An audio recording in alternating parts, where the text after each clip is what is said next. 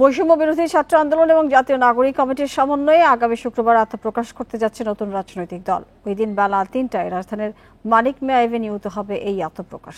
জাতীয় সংসদকে সামনে রেখে শপথ নেবেন দলটির নেতারা। জানালেন, গণ আকাঙ্ক্ষা বাস্তবায়নে কাজ করবে এই দল।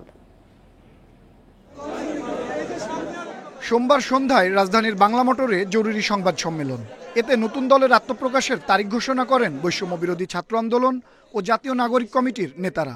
নতুন বাংলাদেশ যে ক্যাম্পেইন জনমত জরিপ কর্মসূচি আমরা সম্পন্ন করেছি। সব শ্রেণী পেশার প্রতিনিধিত্ব থাকবে নতুন দলটিতে। প্রায় ২ লাখ মানুষের মতামতের ভিত্তিতে নাম ও প্রতীক ঠিক করা হবে বলে জানান নাগরিক কমিটির সদস্য সচিব।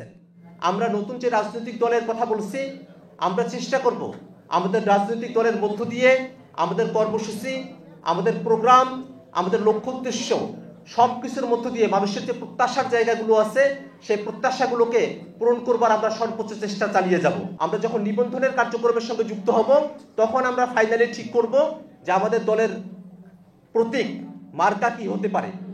দুর্নীতি প্রতিরোধ, বেকার সমস্যা নিরসন, সুশাসন প্রতিষ্ঠা, রাষ্ট্রীয় সেবার মানসহ দেশের সামগ্রিক উন্নয়নে এই দল কাজ করবে বলে জানান নাগরিক কমিটির মুখ্য সংগঠক। 28 ফেব্রুয়ারি বিকাল ৩টায় জাতীয় সংসদ প্রাঙ্গণ সংলগ্ন মানিক মিয়া এভিনিউতে আমরা আমাদের এই নতুন রাজনৈতিক দলের আত্মপ্রকাশ করতে যাচ্ছি। 28 ফেব্রুয়ারি দেশবাসী নতুন ইতিহাসের সাক্ষী হবে বলেও মন্তব্য করেন নাগরিক কমিটির নেতারা। এটি অভ্যুত্থানের পরে নতুন এক বাংলাদেশ। আনোয়ার সাদাত নূর, ইন্ডিপেন্ডেন্ট নিউজ, ঢাকা। বাংলাদেশের